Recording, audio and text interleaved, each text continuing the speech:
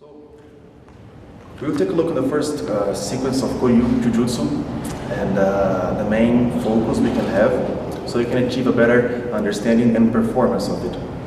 You could use several approaches for that. We could take the physical approach, the biophysics, we could use biokinetics, we could use Haragei.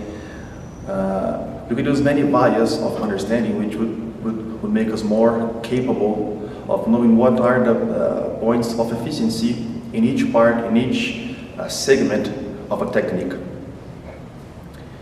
We'll attempt to fragment the whole technique in smaller pieces so we can understand where it begins and where it ends, and from there on we can concatenate, we can join all together in just one big technique, one big piece.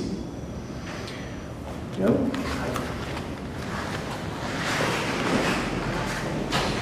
The first technique starts with So, in Jujutsu, we have to understand where are his lines of power, his lines of action, and what are the points in which this pressure, this force, this power can be executed by him. So it is very simple. In this very first attack, we can see that he can only put pressure over us with his fingers and his palm. So his wrist is contracted and his arm might be contracted as well. So if my bases stay high, it's quite difficult for me to keep my balance and can keep my axis centered. He could press me and he could move me along wherever he would want to. So we always attempt to build a very strong and low basis in Jujutsu, so we can have our feet strongly joined to the ground, and our back straight, making just one line, like this. And so now I have my hara closer to the ground, and this makes me more stable, more planted, more rooted. So, if you see the first technique, the first thing you see is feet. Now, some very common mistakes you can find in this very first fragmentation of the technique is people very often try to just hold his arm, his elbow, and try to pull him from here. However, we have two main points that does not allow me to do it as simply as that. One is that we are having his inertia playing against us. And how's that? Because he's also with his bases lowered, and so he's with his center very balanced. And so it's very difficult for me by just pulling or pushing to cause an off balance, to make him unbalanced from here. So what is the first main point that stops me from reaching this point and his hara? After all, what we can see is that his palm is exerting pressure over me. So I have to find an angle here that allows me to reach his elbow. So for that, the most important angle is the elbow, the shoulder, and the back always straight. So instead of trying to make this pressure against him, we just set these bases, and our thumb move towards us, towards your belly, your hara. And so we have a point here, a point here, and a point here. So one more time. Our basis is lowered. I step forward and to the side, stepping out of his other arm, and this. So some common mistakes here are entering and letting your palm, your arm getting too close to you. And so his pressure is still constant. He's still able to keep his power, his pressure, and this line of action. And therefore, I would also just try to pull, to hold and pull, and this is useless. So, other common mistake here is to step forward too much, and then your hara points to this line of action, and your arm to this line of action. So we are unfocused. So it's very interesting, it's very productive to think that our whole body must act as just one piece, one big piece. So I step forward diagonally, stepping out of his other arm and establishing, setting this angle here. And this angle happens, we have a tension in his wrist in a gyaku way, in a reverse way. And so all this power that he could exert from here, it's naturally stopped by this angle. And so we have his elbow like this. So it's easier, it's a natural movement just to fit in grace.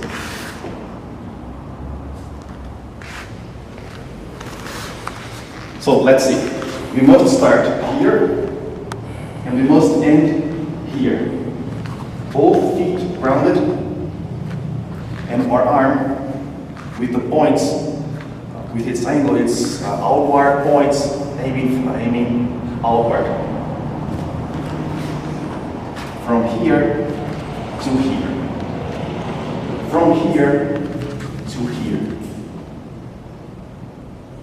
So you see, it's extremely smart, intelligent, the usage of your body, of your own body in Jujutsu and in Taijutsu as a general way. So if you take a look, it's also a common mistake to try to put your power, put your contraction, your main contraction in your biceps and trying to do this.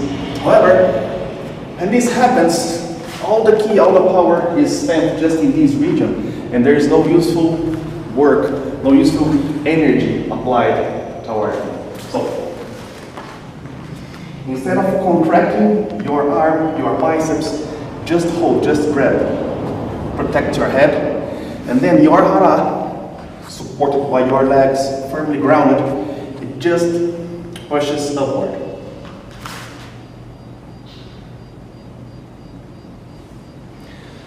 So far we have two stages, two fragmentations. One is this, and the second, this.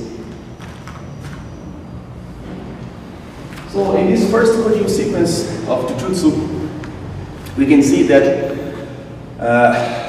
the main lines of action, the main principles used are very often around kuzushi and joint breaking. We can also see that there are some projections. However, the main focus is how can I move and within this movement keep myself guarded. And how can I use his kuzushi, his body, against himself so we can easily try to break joints. In this case, we are here, we are protected, we are off this line of that other arm.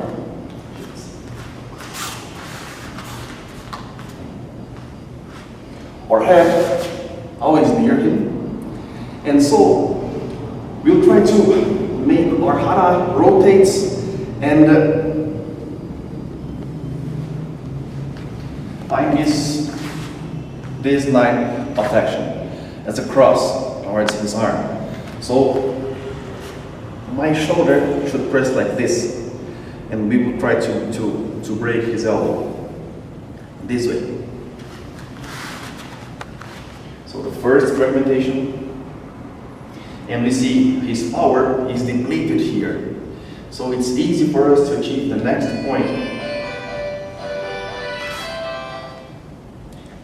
And so his power is depleted here, and it's easy for us to reach the next point. Spinning, rotating, and you see tensions.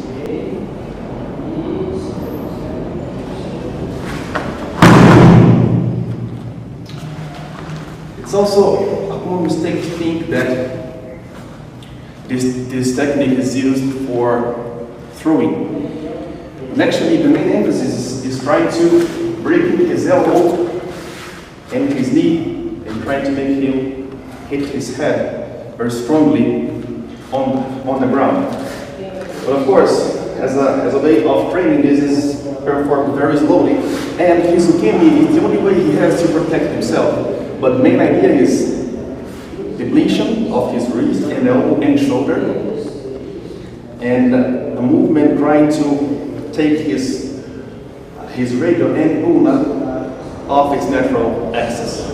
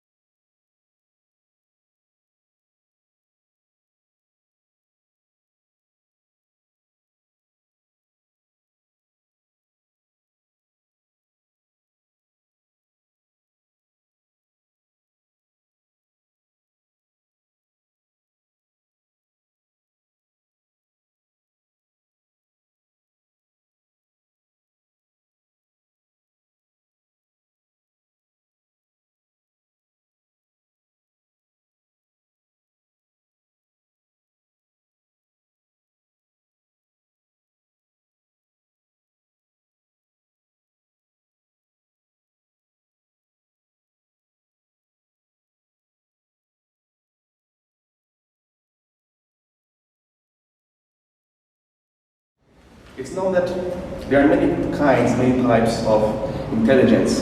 And so, for some people, it's easier as a spatial mapping, trying to perform the movements by himself, alone, as a kind of suburi. So, for this matter, when we are here, we can take these cross lines as references. If this is my starting position and I'm here, my first step would be to lower my bases and keep balanced, back always straight. And so my next movement must be a diagonal step. So I would not try to enter straight forward. I'd not try to pull him or to push him. Just set the right angles and then step off this line of action of his. So,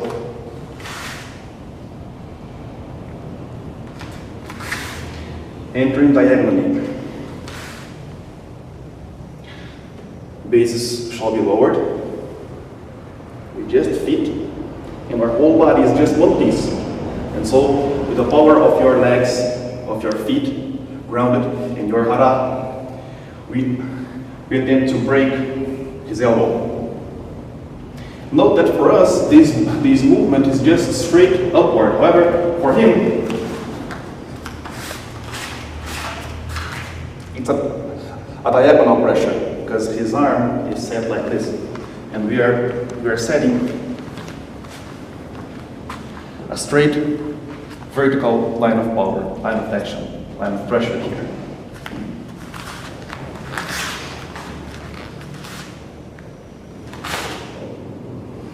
Okay, so if we're practicing by ourselves and we are using our cross lines as references,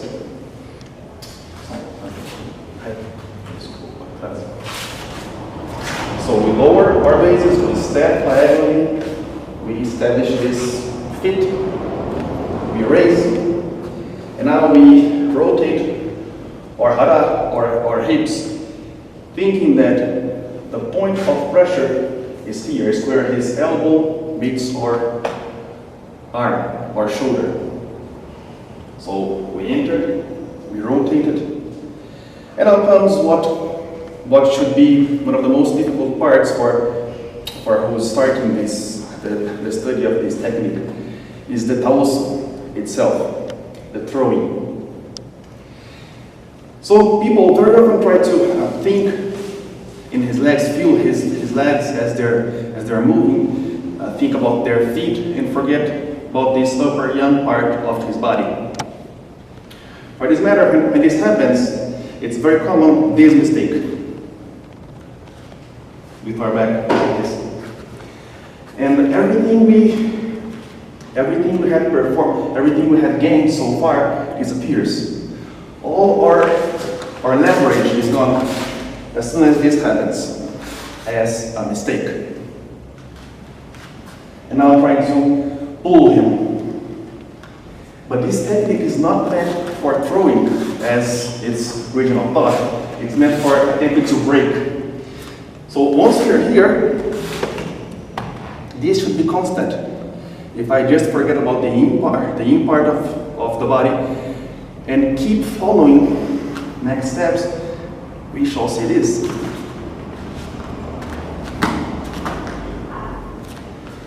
And what we see is that the inertia of his body is pressing against us. So it happens this, and this. So his face, his forehead, and his head is suddenly launched towards the ground.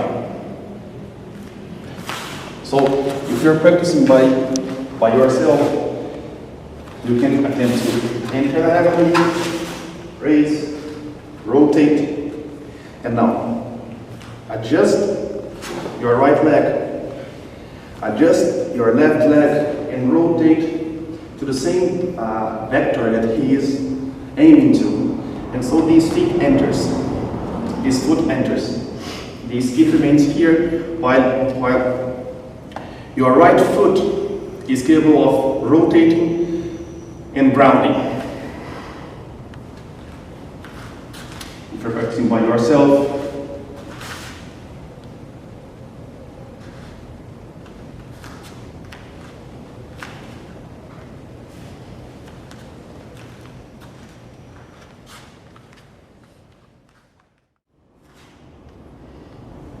okay.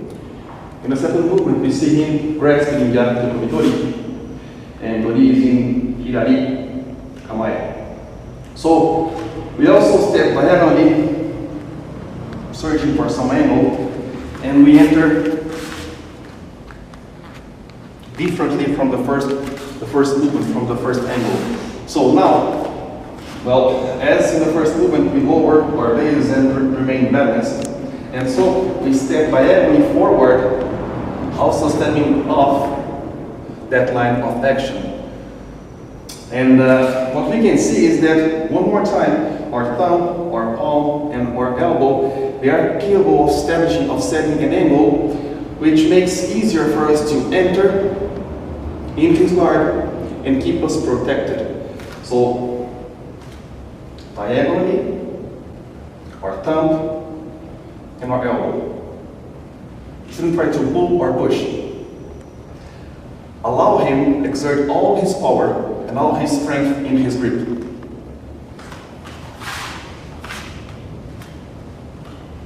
One more time, we can enter to the next point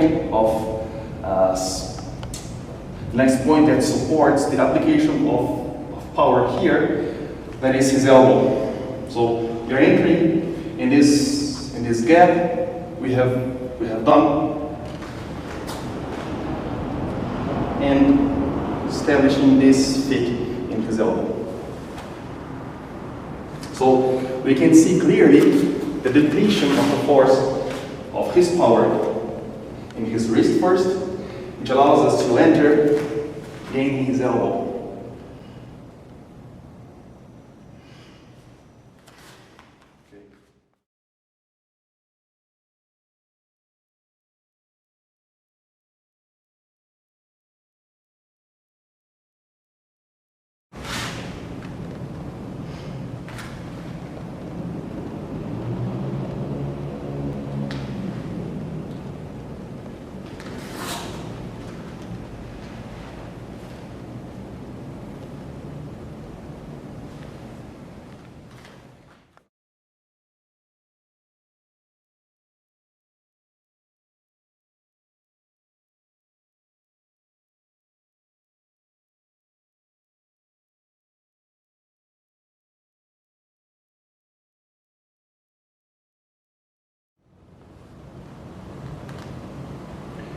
note that our head must remain very close to him, touching him, because in Jujutsu, the principle is that you're going to use his body as an obstacle for himself.